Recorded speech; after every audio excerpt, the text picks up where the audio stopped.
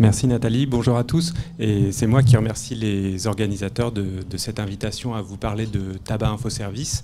Alors effectivement, on va faire une présentation à deux voix. De mon côté, je vais essayer de vous parler des coulisses de Tabac Info Service. Une fois que j'ai accepté de parler des coulisses, je me suis dit, mais en fait, qu'est-ce que je vais vous raconter sur les coulisses de Tabac Info Service? Et je me suis dit que ce qui pouvait le mieux correspondre à cette commande, au fond, c'était de vous raconter un peu à la fois ce qui se passe du côté des utilisateurs de nos services et puis ce qu'on met en œuvre à Santé publique France pour essayer de faire que toute cette mécanique de Tabac Info Service fonctionne du mieux possible. Un mot d'abord pour vous dire que Tabac Info Service, en fait, c'est ce qu'on pourrait appeler une marque. Et c'est une marque ombrelle pour plusieurs types de services d'aide à distance, à la fois une ligne téléphonique, un e-coaching, un site internet, une présence sur les réseaux sociaux. Tout ça s'appelle Tabac Info Service. Et évidemment, pour faire fonctionner l'ensemble de ces dispositifs d'aide à distance, Santé publique France n'agit pas tout seul. Santé publique France agit avec des prestataires. J'ai cité les principaux, j'espère que j'en ai pas oublié, mais en tout cas, pour faire Tabac Info Service, on a besoin de l'aide de prestataires pour mettre en œuvre l'ensemble de ces dispositifs d'aide à distance. Je vais vous parler de ces 4 dispositifs. Vous allez voir que globalement, je vais beaucoup vous parler de téléphone, et puis ensuite d'applications, de sites internet et de réseaux sociaux. Au fond, j'ai mis ces dispositifs d'aide à distance dans l'ordre croissant des éléments de preuve de leur efficacité. Il y a beaucoup de littérature sur l'efficacité de l'intervention d'aide au sevrage tabagique par téléphone. Vous le verrez sur les réseaux sociaux, il y a très peu de choses. Alors d'abord, la ligne téléphonique, c'est une ligne téléphonique qui est assez ancienne puisqu'elle a été créée il y a 25 ans maintenant. Elle est ouverte du lundi au samedi de 8h à 20h, accessible par un numéro court. Ce numéro, il est quasiment gratuit puisque quand on compose le numéro, quand on a une box, je dirais pour aller vite, quand on a une box, le numéro de téléphone, il est inclus dans les numéros qui ne donnent pas lieu à une surfacturation. Et le reste de l'accompagnement, au fond, ce sont des appels qui sont émis par les tabacologues.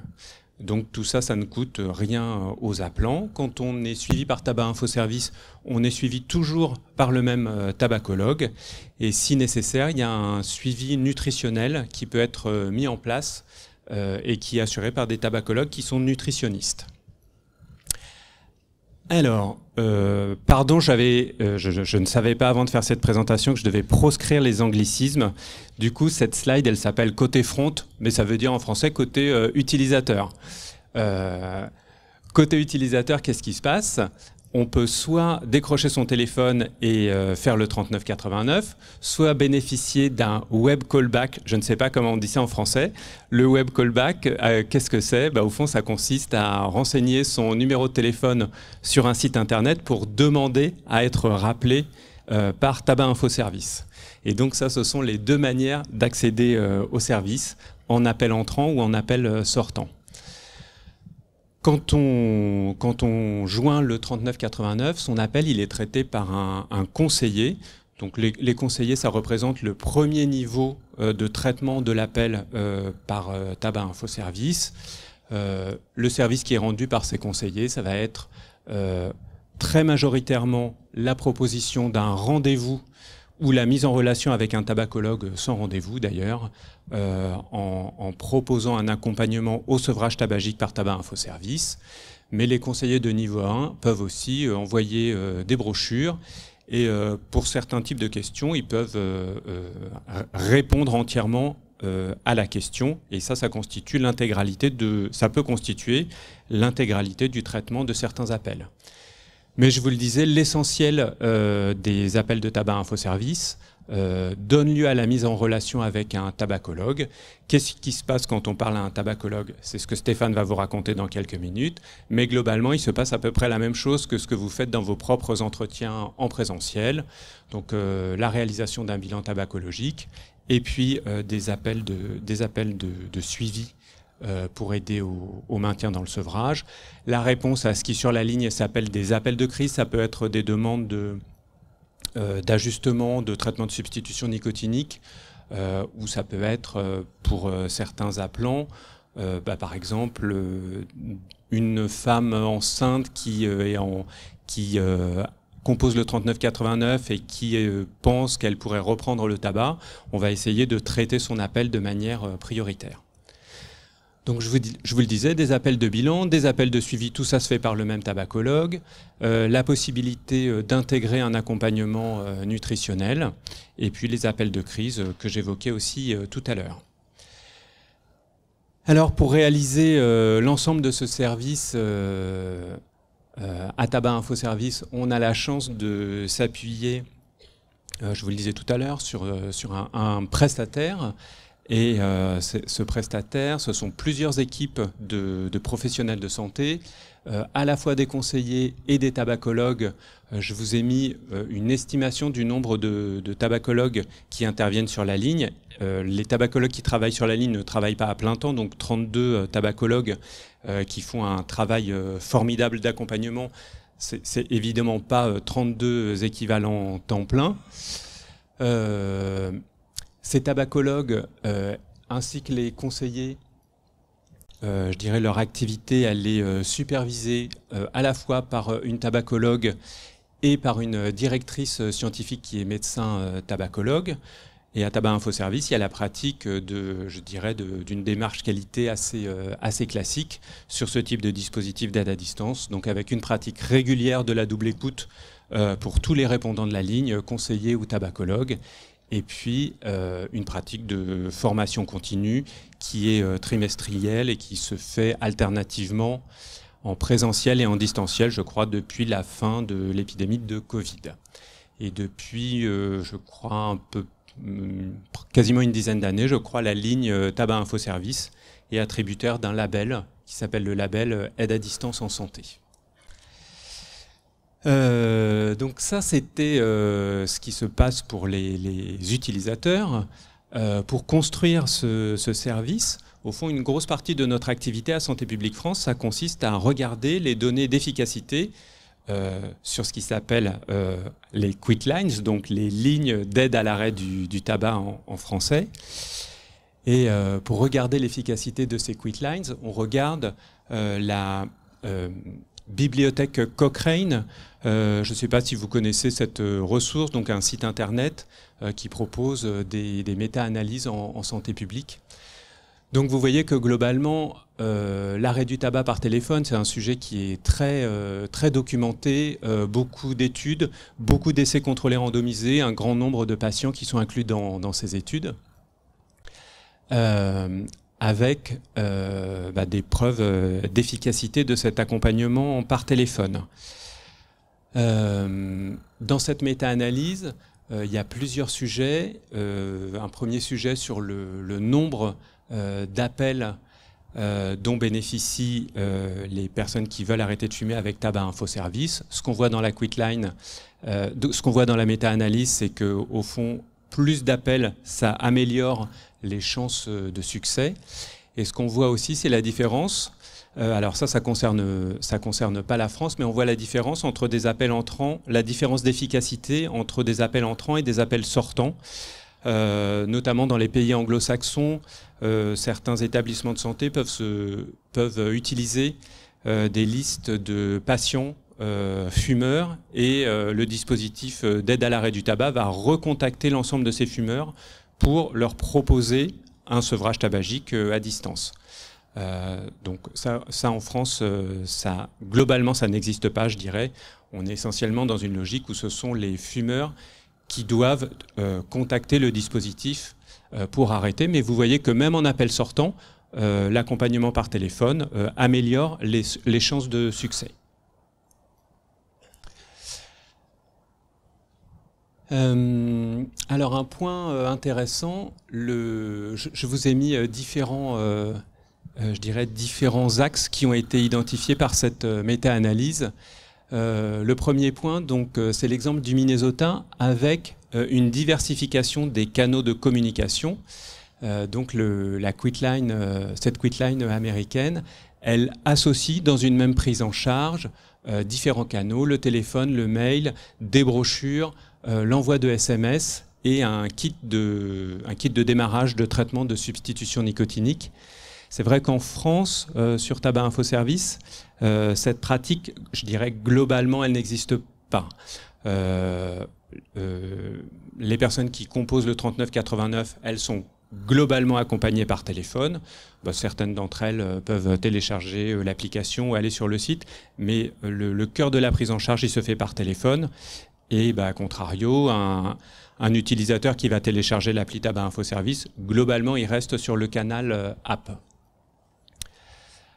Un point qui concerne les inégalités sociales de santé, où on voit que, au fond, les taux de succès des fumeurs, y compris pour les fumeurs les moins favorisés, les taux de succès dans le sevrage tabagique sont identiques, y compris pour les patients qui bénéficient du dispositif Medicaid. Donc vous savez, pour les patients, enfin les personnes qui n'ont pas d'assurance santé aux États-Unis.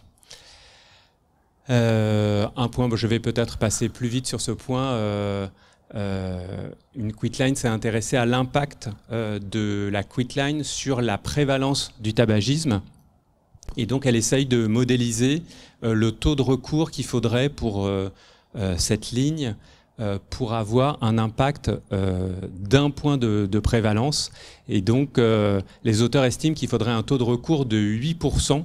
Donc il faudrait que 8% des fumeurs appellent la quitline. Alors évidemment c'est énorme. En France, en niveau 2, il doit y avoir environ 15 000 personnes qui sont accompagnées chaque année par les tabacologues de Tabac Info Service. 15 000 fumeurs alors qu'il y a 13 millions de fumeurs quotidiens. Bon, vous voyez qu'on est loin de ce 8% de taux de recours. Un point sur les modalités d'accompagnement. Donc sur le nombre d'entretiens, j'en parlais tout à l'heure. Avoir plusieurs entretiens, ça c'est un point très important puisqu'on voit que c'est un gage d'amélioration du taux de succès dans le sevrage. Et donc, selon les études, on voit qu'il faut entre 3 et 5 entretiens. Et donc, il y a un intérêt. Je dirais que c'est sûrement conforme à ce que vous observez dans vos consultations en présentiel. Évidemment qu'avoir un seul entretien, ça dégrade les chances de succès dans le sevrage pour les fumeurs. Au téléphone, c'est exactement la même chose. Le nombre d'entretiens va permettre d'améliorer le succès dans le sevrage. Un point qui concerne les traitements de substitution nicotinique qui constitue une évolution très importante de ces quitlines. Beaucoup d'entre elles aujourd'hui proposent des traitements qu'on appelle des traitements starter, en bon français, donc un kit de démarrage d'aide à l'arrêt du tabac. Globalement, il y a un consensus autour de cette durée de kit de démarrage pour les traitements de substitution nicotinique qui est autour de 2 semaines. C'est vrai qu'en France, le sujet il est un peu différent puisque aujourd'hui, la majorité des traitements nicotiniques de substitution sont remboursés par l'assurance maladie. Et donc, sûrement que ce qui n'est pas le cas dans un certain nombre de pays où ces traitements sont payants et où leur remboursement va dépendre de la nature de l'assurance qui est souscrite par la personne ou par l'employeur. Donc clairement en France, alors que ces traitements de substitution nicotinique sont aujourd'hui remboursés, l'enjeu autour du kit de démarrage de TNS, il est sûrement un peu moins fort que ce qu'il était dans ces quitlines américaines. Et je vous ai mis quelques éléments d'activité de la ligne. Donc vous voyez environ 45 000 appels reçus chaque année en niveau 1, donc 45 000 appels qui arrivent au 3989. Ces 45 000 appels, ça représente 55 000 appels qui sont émis par les tabacologues du niveau 2 de la ligne. Et ça veut dire qu'environ 16 000 personnes sont accompagnées chaque année par la ligne. Je vous ai mis les grandes caractéristiques de ces appelants. Vous voyez en termes d'âge, de sexe, d'intensité de la dépendance et d'indice de masse corporelle. Alors, côté back-office, donc côté organisation, donc ça c'est la partie qui peut-être est la moins visible pour les bénéficiaires du service. Je vous ai mis quelques points de structuration du service. Le premier point, ça concerne la planification des appels. Je vous disais que pour que le service soit efficace, au fond, il faut proposer environ 3 à 5 entretiens. Du coup, se pose la question de la planification de ces entretiens. Comment est-ce qu'on les programme, notamment quand les appelants ont une date d'arrêt du tabac. Donc, on a réalisé un travail de recherche dans la littérature scientifique pour voir quelle était la manière optimale de planifier ces appels. Et donc, les bonnes pratiques sur les quick lines, au fond, c'est de recentrer, de faire le plus possible d'appels dans les 14 jours qui vont suivre la date d'arrêt. Et donc, on a mis en place un modèle théorique de planification de ces appels. Évidemment, ça reste un peu théorique puisque ça dépend de la disponibilité de l'appelant, de la disponibilité du tabacologue, de l'ouverture de la ligne. Mais en tout cas, on essaye de faire qu'environ 3 appels aient lieu dans les 14 jours qui vont suivre la date d'arrêt du tabac. Un SMS de rappel de rendez-vous, comme vous l'avez peut-être déjà expérimenté si vous prenez des rendez-vous avec des sites comme Doctolib. On a aussi le souci, je dirais, de faire en sorte qu'un maximum de personnes qui ont un rendez-vous avec un tabacologue puissent être joints. Et donc, pour améliorer les chances de joindre ces personnes, particulièrement dans le cadre d'un service qui est entièrement gratuit, on a intérêt à leur rappeler 24 heures à l'avance qu'ils ont rendez-vous avec un tabacologue de Tabac Info Service. Bon, malgré l'envoi de ce rendez-vous, je ne vous cache pas qu'on n'arrive pas évidemment à 100% de personnes jointes, mais en tout cas, ce service de rappel a été mis en place il y a un peu moins d'une dizaine d'années. On a vu que ça nous avait permis d'augmenter le taux de personnes jointes sur la ligne. On a aussi sur la ligne une salle d'attente virtuelle. Évidemment, on n'a pas une salle d'attente réelle. Cette salle d'attente, elle va permettre à des personnes qui vont être en situation, je vous le disais, d'urgence, entre guillemets, par rapport à leur sevrage tabagique, d'être mises en relation avec un tabacologue sans rendez-vous. Cette possibilité, elle tient au fait que on n'a pas 100% d'appelants qui sont joints. Donc il va y avoir des tabacologues qui vont avoir des créneaux dans leur agenda de disponibles du fait d'appelants injoignables. Et donc pour eux, c'est la possibilité de décrocher, enfin de rappeler ces personnes pour lesquelles il va y avoir une situation spécifique qui nécessite la mise en relation avec un tabacologue. Le courrier au médecin traitant, on propose systématiquement aux bénéficiaires d'un entretien avec un tabacologue, on leur propose systématiquement d'envoyer un courrier au médecin traitant pour informer le médecin traitant de la prise en charge du patient par Tabac Info Service. Aujourd'hui, je crois qu'il y a environ une quarantaine de % de personnes qui acceptent cet envoi de courrier au médecin traitant.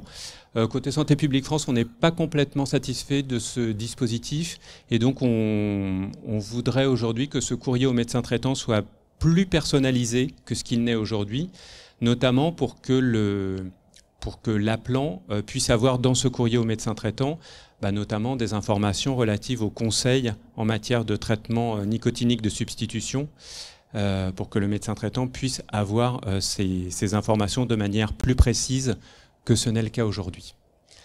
On a un dispositif d'évaluation, donc on rappelle 6 mois après leur mise en relation avec un tabacologue, on rappelle tous les bénéficiaires du service pour connaître leur statut tabagique. On est en lien avec le dispositif SOFIA, je ne sais pas si vous connaissez ce service, un service de l'assurance maladie pour les personnes diabétiques, où au fond les infirmiers conseillers SOFIA peuvent proposer directement un rendez-vous avec un tabacologue de la ligne. Donc ça permet aux bénéficiaires de Sophia de sauter une étape, à ceux qui sont fumeurs évidemment, ça leur permet de se rapprocher de la prise en charge par un tabacologue de la ligne. Et puis on expérimente depuis quelques mois un dispositif de téléprescription où là des tabacologues, des médecins tabacologues de la ligne ont la possibilité d'envoyer par voie postale l'ordonnance de traitement nicotinique de substitution. Et donc, pour généraliser cette expérimentation, on regardera via un essai contrôlé randomisé si cet envoi d'ordonnance améliore l'effectivité de la prise du traitement.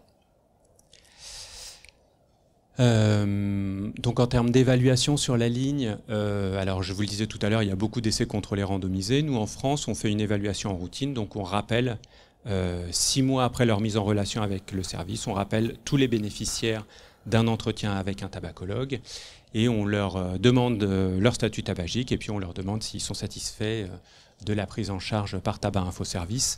Et donc ce qu'on voit dans ce rappel à 6 mois, c'est qu'environ 22% des bénéficiaires d'un entretien avec un tabacologue sont non-fumeurs à 6 mois. Alors non-fumeur, on regarde l'abstinence ponctuelle. Il faut avoir été non-fumeur au moins 7 jours au moment du rappel. C'est souvent ce critère d'abstinence tabagique qui est retenu dans les études d'efficacité qui sont pratiquées sur la ligne. L'autre service phare de Tabac Info Service, c'est l'application smartphone. Là aussi, des études qui sont rassemblées dans cette méta-analyse qui est disponible sur la bibliothèque Cochrane. Le niveau de preuve de l'efficacité est moins fort que pour le téléphone. Notamment, les programmes sont un peu moins structurés, moins d'essais contrôlés randomisés. Hein, vous le voyez, seulement 26 essais contrôlés randomisés. Et puis, vous le savez, si vous faites de la recherche, publier, ça prend du temps. Donc, entre le temps d'une intervention et le temps de la publication, il peut y avoir plusieurs années. Et donc, comme en plus, les smartphones, même si on peut avoir l'impression qu'on les a toujours eus dans notre poche, en fait, c'est quand même pas si ancien. Donc, il y a sûrement encore beaucoup d'essais à venir. Il y a une application américaine qui a fait l'objet d'une publication qui a bénéficié d'un essai contrôlé randomisé positif. Cette application s'appelle I Can Quit, alors que vous pouvez télécharger si vous avez ce qui s'appelle un VPN installé sur votre téléphone, puisqu'il faut que votre téléphone soit localisé aux États-Unis pour pouvoir y avoir accès. Globalement, la stratégie numérique de Santé publique France, elle a beaucoup évolué. C'est une stratégie qui s'est ouverte en 2007 avec le lancement du site Tabac Info Service. On a d'abord lancé un programme d'e-coaching par email et puis progressivement, cet e-coaching par email, il s'est transformé au fil des années en application pour smartphone, en une véritable application pour smartphone, conçu en partenariat avec l'assurance maladie. Je vais peut-être passer rapidement sur cette slide pour vous dire un petit peu comment cette application est fabriquée. Donc dans cette application, on trouve essentiellement 3 volets. 3 volets qui permettent, on l'espère en tout cas, à tous les fumeurs de trouver leur place dans cet e-coaching. Un volet 1 qui s'appelle pas pour les utilisateurs, hein, pour les utilisateurs, il s'appelle pas l'adhésion, mais en tout cas, quand on télécharge l'appli, on peut rentrer directement dans l'application, y compris quand on n'a pas de date d'arrêt du tabac en tête. Au moment où on choisit de renseigner une date d'arrêt du tabac, on passe dans le volet suivant. Quand on a passé sa date d'arrêt, on est dans ce 3e volet qui s'appelle le sevrage. Et puis il y a évidemment un 4e volet qui est un volet transitoire si on a repris le tabac, où là on peut préciser si on a fait un faux pas ou si on pense qu'on a besoin à nouveau d'une phase de préparation de son arrêt. Et l'ensemble de ces volets sont complétés au fond de volets qui concernent l'arrêt progressif. L'application, elle s'est d'abord structurée dans une logique d'arrêt brutal, mais on le disait ce matin, arrêt brutal ou arrêt progressif, au fond, les taux de succès sont très équivalents, et donc on propose les deux dans l'application. On a conduit différentes évaluations sur ce dispositif d'e-coaching. D'abord sur le dispositif d'e-coaching par email. Donc ça, c'est une publication qui est maintenant assez ancienne. Où là, avec un essai contrôlé randomisé, on a pu montrer une efficacité de l'e-coaching par email à 3 mois. Donc là, on comparait l'envoi des emails versus l'envoi d'une brochure de l'INPES à l'époque, qui était un guide qui s'appelle « J'arrête de fumer ». Et donc, on voyait qu'on avait à 3 mois une efficacité supérieure pour l'e-coaching versus la brochure. Et on voyait un critère qui est souvent observé dans les études sur ces dispositifs digitaux. On voyait que, au fond, plus les taux d'ouverture de mail étaient forts, plus le temps de lecture de l'email était important, plus l'e-coaching était efficace. Au moment où on a lancé la nouvelle version de cet e-coaching, donc via une application, on a fait un autre essai contrôlé randomisé, dont je vous ai mis la référence. Dans cet essai contrôlé randomisé, on comparait l'efficacité de l'application versus les pages tabac d'Amélie.fr. Et donc là, on n'a pas réussi à retrouver une différence d'efficacité à 3, 6 ou 12 mois entre le fait de lire les pages tabac d'Amélie.fr versus utiliser l'application, sauf là aussi en cas d'utilisation intensive du coaching. On arrivait à retrouver une différence d'efficacité pour les personnes qui réalisaient beaucoup d'activités dans l'application. Encore une fois, c'est un sujet qui est assez classique pour ces applications. Les personnes qui sont les plus utilisatrices de l'application sont celles qui sont le plus motivées à arrêter de fumer, et donc de fait, ce sont celles pour lesquelles on arrive à observer une différence d'efficacité.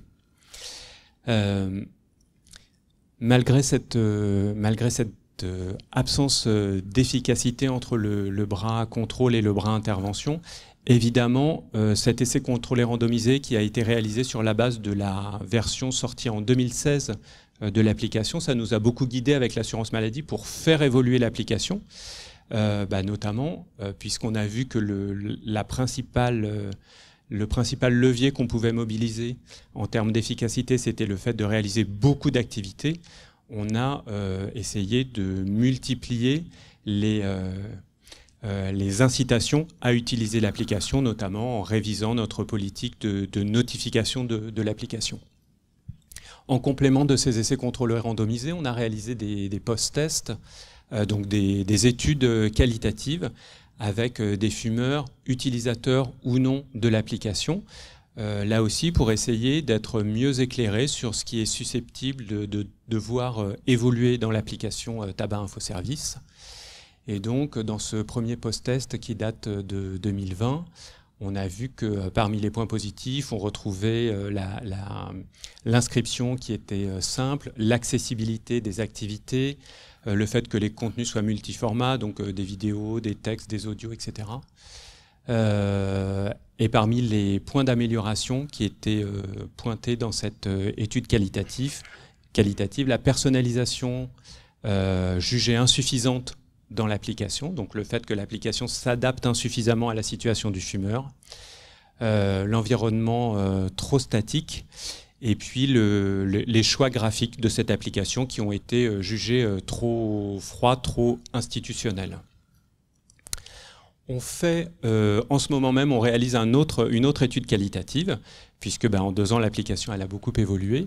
Et par ailleurs, on est en train de mettre en place en routine l'équivalent de ce que je vous montrais tout à l'heure pour la ligne téléphonique, donc une évaluation en routine avec comme critère l'abstinence ponctuelle à 6 mois. Donc ça, c'est quelque chose qu'on est en train, en ce moment même, d'implémenter dans l'application. L'application, elle évolue régulièrement. Ces outils digitaux, vous le savez, leur problème, c'est qu'ils se périment au moment où ils sont mis en ligne. Les codes graphiques sur Internet, ils ont une durée de vie qui est très très courte. Et donc, on est obligé d'implémenter régulièrement des nouveautés dans l'application. Et je vous ai mis sur cette slide les principales nouveautés de cette application. Le site internet Tabac Info Service, alors là pour le coup en termes d'efficacité, le niveau de preuve est modéré. Pourquoi est-ce que le niveau de preuve est modéré je vous ai mis la référence de la Cochrane, c'est qu'en fait sur internet, les interventions qui ont été poolées pour réaliser qui ont été agrégées pour réaliser cette méta-analyse, elles sont très très hétérogènes. Et donc sur Internet, certains sites vont proposer des interventions qui sont très structurées, mais d'autres vont proposer des interventions qui sont peu structurées, donc parfois des successions d'informations, sans que l'utilisateur soit pris par la main dans une logique de programme d'accompagnement au sevrage. Sur le site Tabac Info Service, qu'on trouve, c'est essentiellement de l'information, je vais vous montrer un certain nombre de services. En revanche, l'e-coaching lui-même, qui a longtemps été accessible sur le site internet de Tabac Info Service, il est plus disponible aujourd'hui sur le site. La seule manière de bénéficier de l'e-coaching, c'est de télécharger l'application.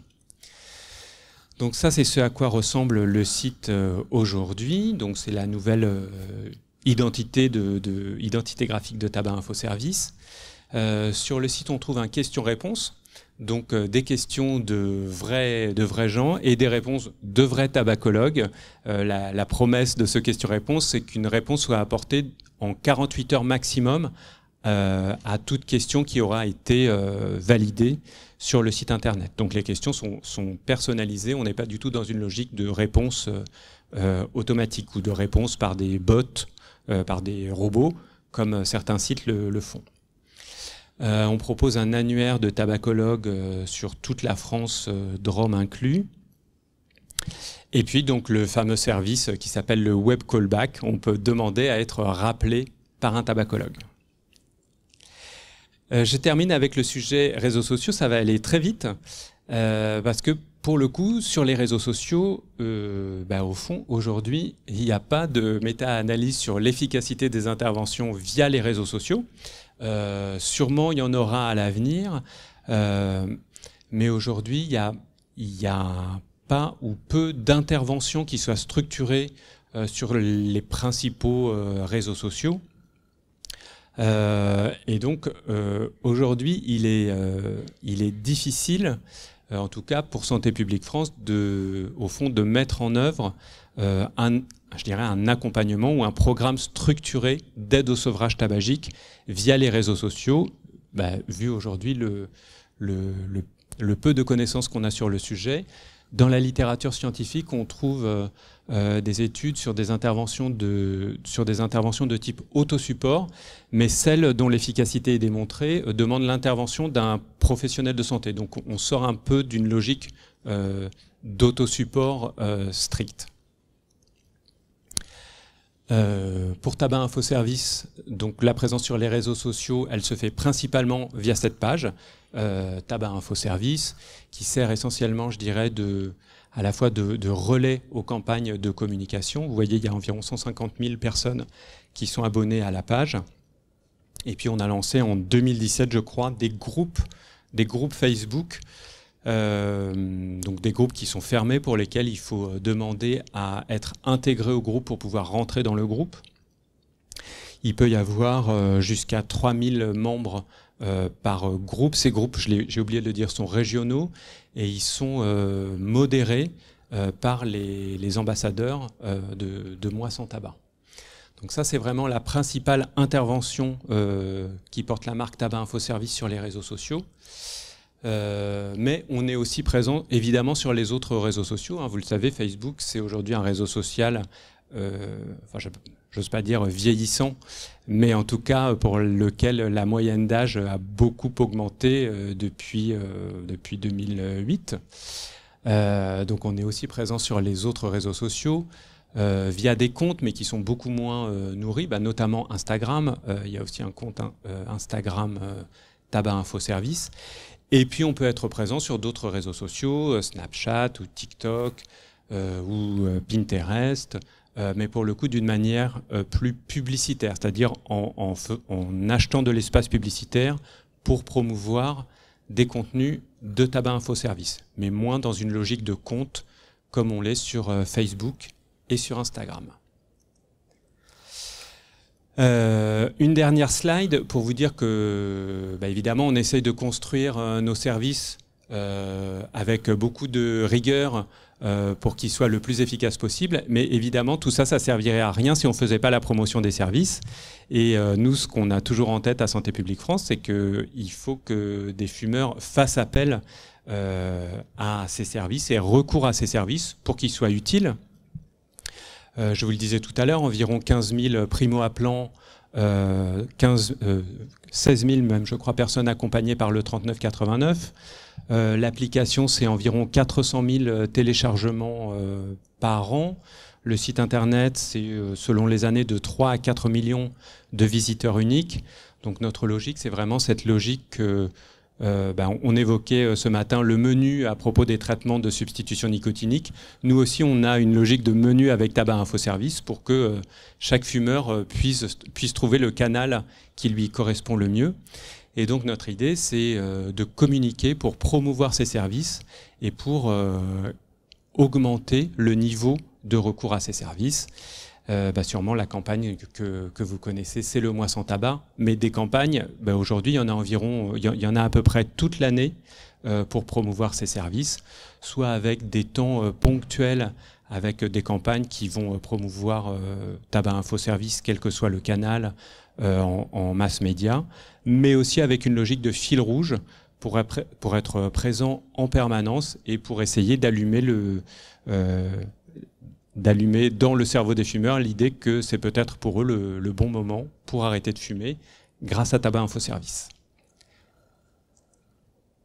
Je vous remercie de votre attention.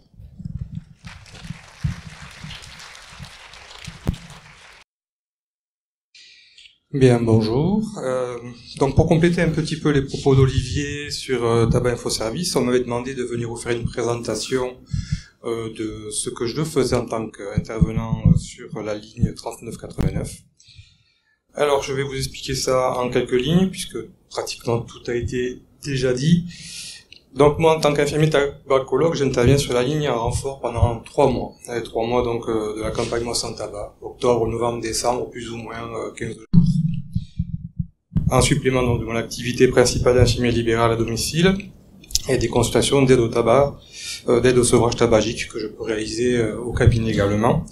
Je mets à disposition sur un planning modifiable un minimum de 16 heures par semaine au service des appelants, des appelantes de la ligne pour les aider dans leur démarche de sevrage et leur quête d'une nouvelle vie sans tabac, qu'elle soit volontaire ou contrainte. Comment ça marche? Donc, effectivement, il y a plusieurs niveaux, donc 2 niveaux. Les appelants qui souhaitent donc une information sur le sevrage ou se posent des questions sur la consommation de tabac prennent contact avec Tabac Info Service et le niveau 1, composé de conseillers qui se renseignent alors sur les besoins, les coordonnées des appelants lors de chaque appel. Le niveau 1 donc propose un premier rendez-vous qui permettra au tabacologue de niveau 2 de joindre l'appelant sur les créneaux horaires et le jour choisi par ce dernier.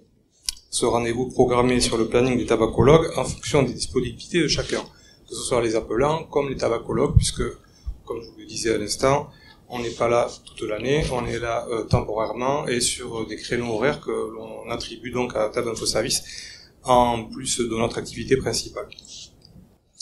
Il est possible donc que l'appelant soit déjà connu pour des appels antérieurs et son historique d'appel, peut être alors consulté afin de connaître les différentes étapes et difficultés éventuellement rencontrées précédemment. Lors du premier appel, le tabacologue prend en compte les différents aspects de l'histoire de l'appelant avec le tabac, une utilisation de l'entretien motivationnel, recerner sa motivation, l'ambivalence, les capacités de changement. À ce premier appel, on recherche donc l'amnésie du tabagisme, les années de consommation passées, les différentes tentatives d'arrêt, le cas échéant, le mode de sevrage déjà essayé, les rechutes éventuelles, le contexte actuel, On demande également taille et poids pour faire l'IMC, pour voir un petit peu ce qu'on peut éventuellement lui proposer derrière. Le test de Fagerstrom est toujours utilisé et on pose aussi la question des antécédents médicaux. Donc ce premier appel qualifié de bilan réalisé par un des 32 tabacologues ou plus au moment du mois sans tabac permet donc une réponse individualisée. Toute l'année, donc, comme le disait Olivier, de 8h à 20h, du lundi au samedi, des tabacologues de WebMedica, médecins, infirmiers, diététiciens, dentistes, sages-femmes, psychologues, prennent donc contact avec les appelants pour une aide au sevrage. Cette équipe de niveau 2, complétée par les tabacologues vacataires, donc pendant 3 mois, autour de la campagne Mois sans tabac, c'est une redite. Généralement, donc, les appels de bilan durent en moyenne 20 à 30 minutes, à peu près ce qu'on pourrait faire quand on reçoit à nos cabinets les personnes qui souhaitent arrêter de fumer, et sont suivis donc d'appels de suivi qui peuvent aller juste de quelques minutes à une vingtaine de minutes encore, afin de compléter les informations, les éclairer si besoin sur l'utilisation des DNS, modifier les posologies éventuellement, donner des conseils hygiéno-diététiques, proposer des outils de remplacement en complément des TNS. Le nombre d'appels reste contenu, donc comme disait Olivier tout à l'heure, entre 3 et 5, c'est ce qu'on essaie de faire à minima. On recommande plutôt même 5 appels en suivant le bilan. Donc variable encore une fois pour certains appelants, puisque le besoin pouvant se faire ressentir, donc prolonger les appels au-delà des 5 appels contenus normalement. Les appels de suivi donc, peuvent être réalisés par le même tabacologue, c'est ce qui est fait en général, puisque dès le premier appel, on choisit pas, mais on place le rendez-vous sur un créneau disponible d'un tabacologue, et ce même tabacologue suit en général, donc du début à la fin, l'appelant. C'est lui qui proposera donc les prochains rendez-vous, toujours pareil, en fonction de chaque disponibilité. Et ce qui est faisable aussi, c'est d'orienter les appelants vers des tabacologues et diététiciens et nutritionnistes, afin de leur proposer un suivi conjoint tabacologie et nutrition, quand ce besoin se fait ressentir, notamment après la première question de taille-poids, IMC, et puis historique donc de l'appelant avec le tabagisme. Les appels donc peuvent être en lien avec un premier bilan ou des suivis, et également possible d'intervenir pour répondre aux appels de crise, donc avec, par exemple un ex-fumeur sur le point de rechuter, ou simplement en réponse à des questions sur l'utilisation de la cigarette électronique ou sur l'utilisation des substituts, pas toujours évidente dès le premier appel. Donc toujours lors du premier appel, nous proposons également de contacter le médecin traitant par le biais d'un courrier. Donc c'est un courrier généraliste. Ce dernier est informé de la prise en charge par la infoservice. Ça nous permet généralement ensuite de proposer une posologie, des substituts appropriés, rapportés au médecin ensuite par l'appelant, puisque quand on a les appelants en ligne, on leur explique ce que nous, en tant que tabacologue, on ressent comme besoin pour ce sevrage-là, pour le démarrer d'une façon soudaine ou prolongée dans le temps. Et ils sont censés donc rencontrer donc un prescripteur, bien souvent c'est le médecin traitant, qui fera donc une prescription de substituts en fonction de nos recommandations. Pour l'instant, comme on le disait Olivier, on ne peut pas encore réaliser de prescription directement et en les envoyant par mail éventuellement. Voilà, ça c'est un aspect qu'il faut souligner effectivement, parce qu'il arrive assez souvent qu'au second appel, donc premier appel de suivi, nos appelants nous disent j'ai pas commencé. Tout simplement, j'ai pas eu mes substituts, j'ai pas eu mon ordonnance, ou mon médecin n'a pas voulu me donner ce que vous m'avez proposé. Et dans ce cas, on essaie de réexpliquer les choses et puis on essaie de travailler différemment. Ce qui peut impliquer donc que le sevrage commence de manière plus difficile, voire carrément est repoussé. La recommandation des substituts, bien sûr, se fait conformément aux recommandations d'usage, et chaque appelant a cependant une réponse personnalisée. L'association des dispositifs transdermiques et oraux, quasiment systématique. On ne propose pas de marque, bien évidemment, plutôt le choix des dosages, comme vous pouvez le faire donc, en consultation sur 16 heures ou 24 heures en fonction des résultats. Fagerstrom et puis consommation dans l'heure du réveil. Les appels de suivi donc permettent éventuellement de réactualiser les posologies. Et après, comme disait Olivier aussi, passer le cap des appels de suivi, service avec notre aide, prend contact à 6 mois d'intervalle. Donc c'est pas du systématique, ça devrait être du systématique, mais c'est une question que l'on pose aux appelants de savoir s'ils ne veulent ou pas qu'on les rappelle à 6 mois. Donc si on peut les rappeler, notre questionnement c'est de savoir s'il est encore dépendant ou pas, si le sevrage a fonctionné, de quelle façon, est-ce que ça a été compliqué, est-ce que ça a été fait simplement, et puis aussi des questions concernant l'AI tout simplement. Si ce que l'on a pu proposer leur a convenu, si il ou elle a besoin d'un nouveau rendez-vous pour redémarrer un sevrage éventuellement. Tout ceci, effectivement, afin d'évaluer le dispositif et d'en améliorer si besoin certains points.